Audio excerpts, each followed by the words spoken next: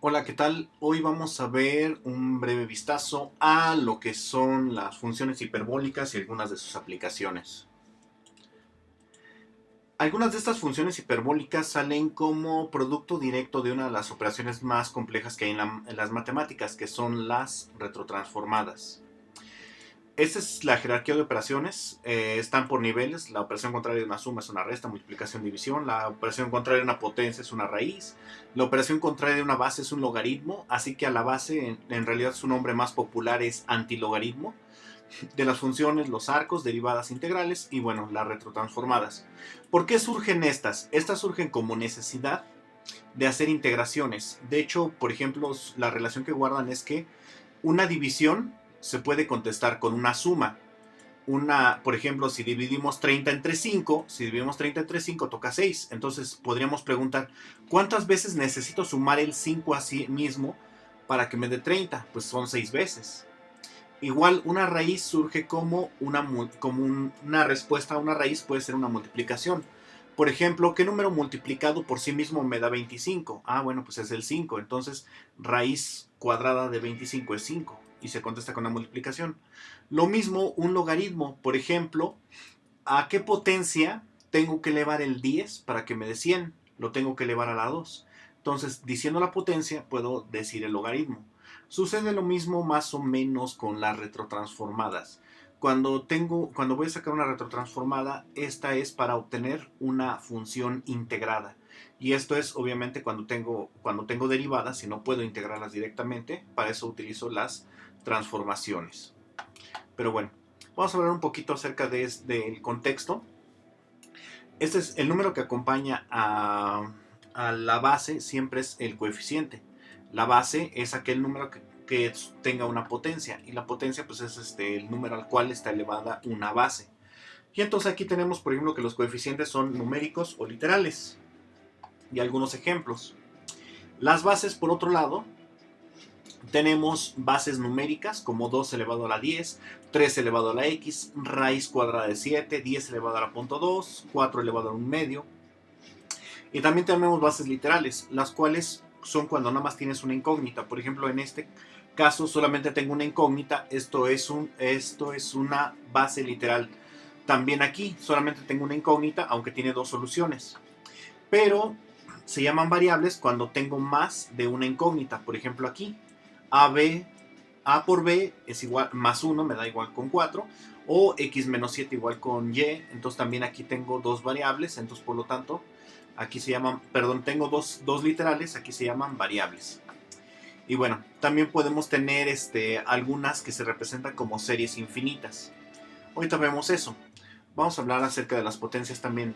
Las potencias hay de dos tipos, numéricas y literales.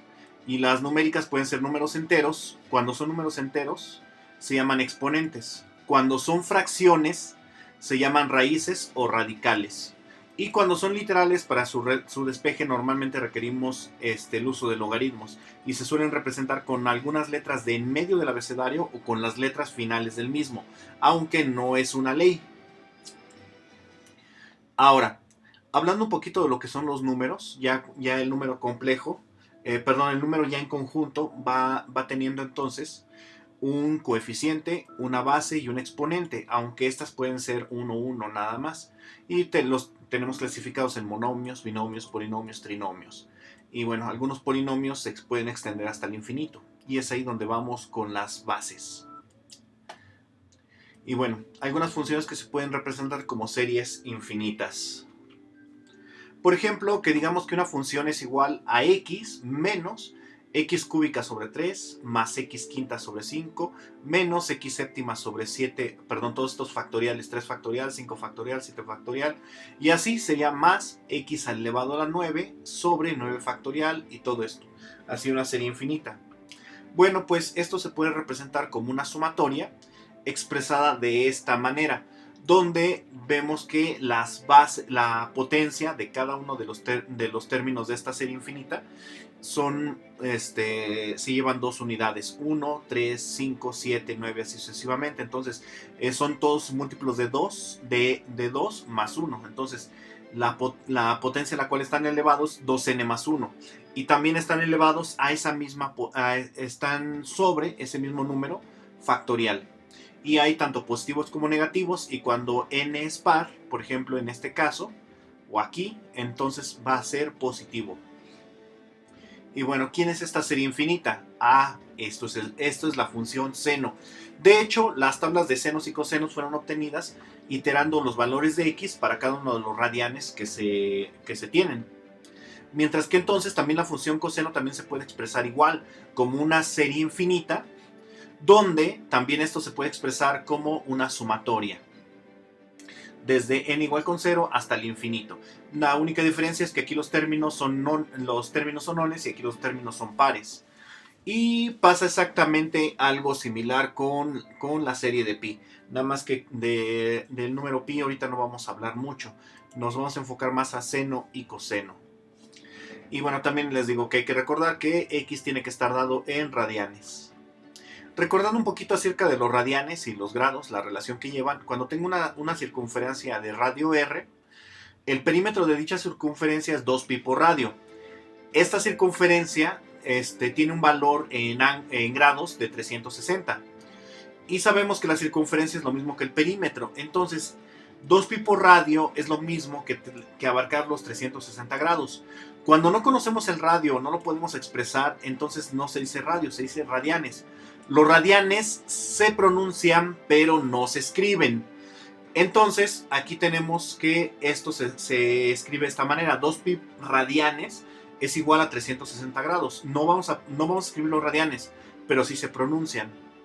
Y entonces, si 2pi son 360, entonces simplemente pi es la mitad de 360, o sea 180. Entonces la mitad de pi es pi medios, es igual a 90 grados, y pi cuartos sería 45. Y así obtenemos múltiplos y submúltiplos de pi en radianes y su equivalencia en grados. Y bueno, entonces, habíamos establecido que el seno y el coseno son series infinitas. Bueno, pues también el número de Euler, el exponencial, el número neperiano también lo es, donde va siendo, si lo logran visualizar, la suma tanto del seno como del coseno. Aquí tomamos todos los posibles valores de x, que va siendo desde 1 hasta el infinito, y obtenemos eso.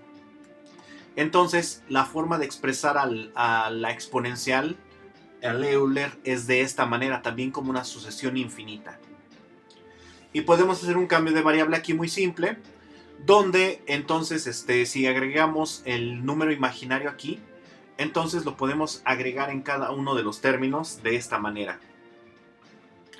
Y queda entonces expresado de esta manera, ya que el imaginario elevado al cuadrado es menos 1, queda como negativo. Y elevado a la cuarta es más 1, y por eso queda positivo. Y así sucesivamente para todos los números. Entonces, manipulando un poquito la serie, podemos definir que e elevado al número imaginario por la x es igual al coseno más el seno multiplicado por i. Entonces, reacomodando esto, el Euler elevada al imaginario por x es igual a coseno de x más el imaginario por seno de x. Y entonces también podemos definir que el coseno es igual a un medio de e elevado al número imaginario por x más e elevado a la menos i por x, y así sucesivamente también para el seno. Esto es un medio 1 sobre 2i que multiplica a e a la i por x menos e elevado a la menos i por x, quedando muy similares ambas definiciones. Bueno, entonces ahora sí, vamos a hablar acerca del seno hiperbólico. Entonces, si el seno quedaba definida de esta manera, el seno hiperbólico queda definido de una manera muy similar. ¿Cuál es la diferencia? Que aquí tenemos imaginario, aquí no. Y entonces la relación que guarda el seno hiperbólico con el seno normal es que el seno normal es igual a menos i por el seno hiperbólico, donde la razón del ángulo está en el argumento aquí con la x, donde x va siendo el ángulo.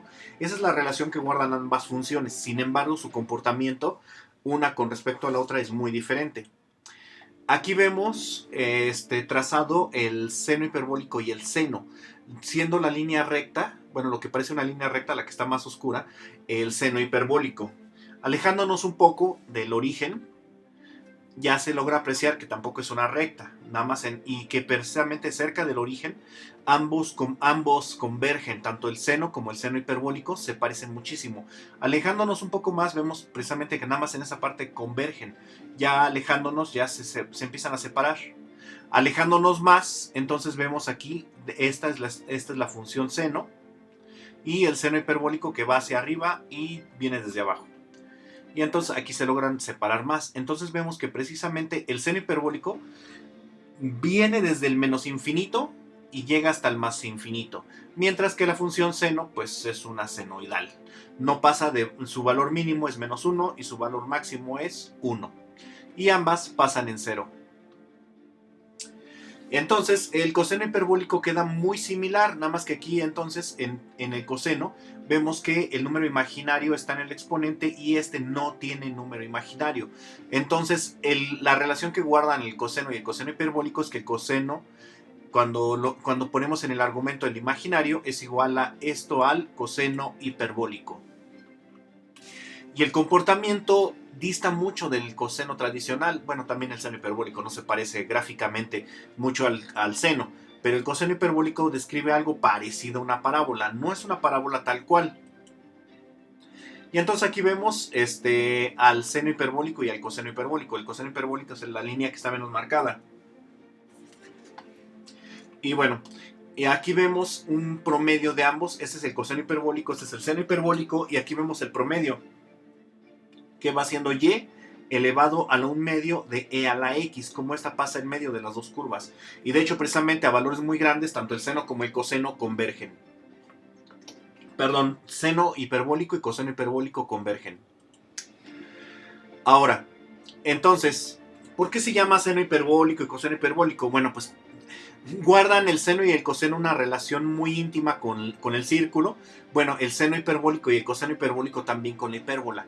De tal manera que si yo tomo un punto sobre una hipérbola, en el eje X tengo una coordenada que es el coseno hiperbólico y en el eje Y una coordenada que es el seno hiperbólico. Viéndolo desde otro ángulo, esta misma coordenada, viendo el área bajo la curva que describe este punto hasta el origen, nosotros encontramos que toda esta área que hay bajo la curva es X. El valor de esta área es X.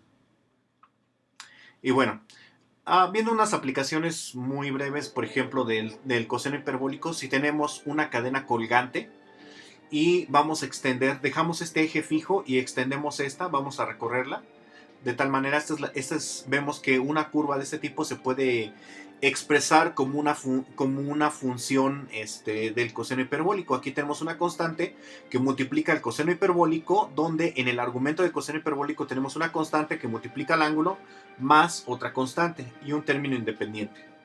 Bueno, modificando estos términos, podemos hacer que se extienda más esta curva y aunque no lo aparente, estas tres tienen la misma longitud de la cadena, de tal manera que esto es como si se comportara de esta manera: un eje fijo y este poste, si la cadena estuviera atada a ambos postes, esta otra cadena la vamos desplazando. Y entonces vemos que conserva la misma altura, pero la longitud, aunque no se muestra muy similar, es la misma. Y entonces ese es el comportamiento que tenemos al estirar una cadena cuando uno de los ejes, uno de los postes, es móvil y conserva la misma altura, que la longitud de la cadena permanece constante y podemos modificar cada uno de los términos que están aquí, todas las constantes que acompañan al coseno hiperbólico, tanto fuera como dentro del ángulo. Y bueno, el comportamiento del seno hiperbólico es el siguiente. Tenemos seno hiperbólico de x, por definición es igual a un medio de e a la x menos e a la menos x. Entonces, si multiplicamos por el Euler, aquí y aquí, entonces este es el producto que estamos buscando para ver cómo se comporta. Desarrollando este por este, queda este término. Este por este otro, queda este otro término. Entonces, en la multiplicación las potencias se suman también aquí. Y aquí vemos esto, x más x son 2x y x menos x es 0. Cualquier número elevado a la 0 es 1, entonces por eso este término es 1.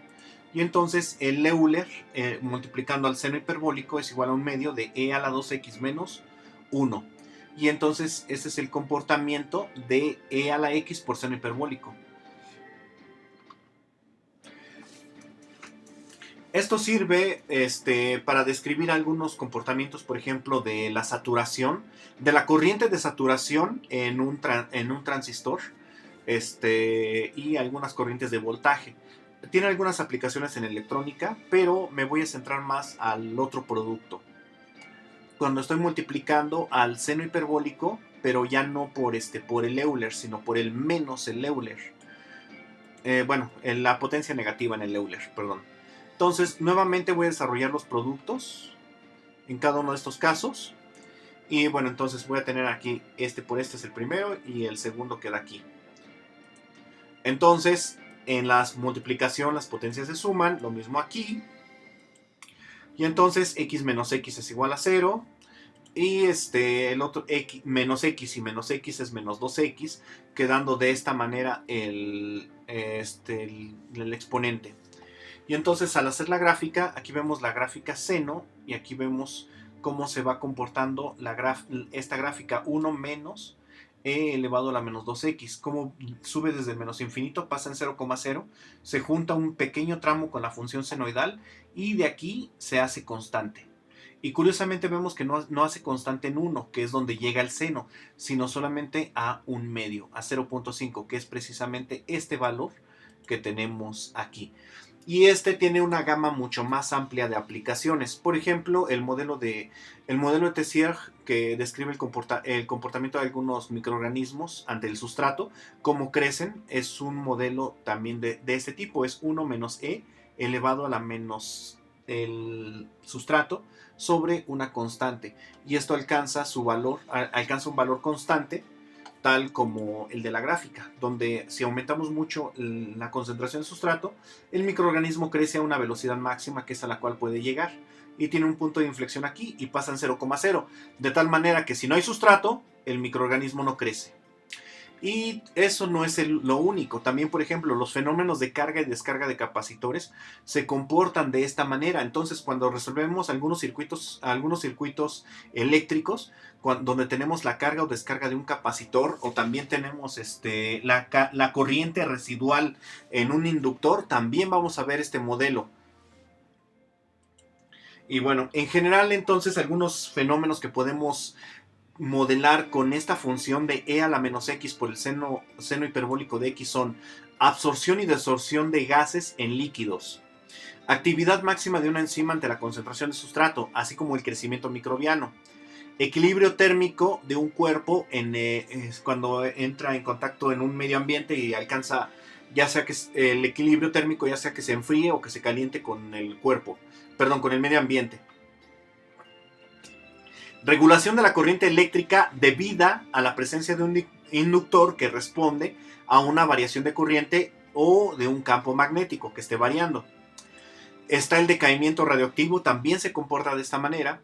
Está la fijación de dióxido de carbono como respuesta a la iluminación de plantas en hojas. Y también están los procesos de homogenización. Y la homogenización la podemos ver desde dos puntos de vista. Homogenización que es limitado por un flujo en un tanque. La homogenización se ve limitada porque el flujo no es infinito, sino que está siendo limitado. Y la otra es una difusión simple. Y ambos procesos se pueden definir, se pueden modelar con esta ecuación. Y bueno, el seno hiperbólico multiplicado por el Euler aparece como en la retrotransformada de Laplace de la siguiente manera. Esta es una tabla de una función y las transformadas de Laplace. Entonces, cuando logras llegar a esta forma, puedes retrotransformar automáticamente a esta otra forma. Y entonces aquí vemos que el seno hiperbólico y el coseno hiperbólico aparecen cuando nosotros tenemos estos dos casos. Pero no es lo único. Cuando tenemos este caso, es un S más una constante A, todo eso dividido entre S más A al cuadrado menos una constante llamada B al cuadrado.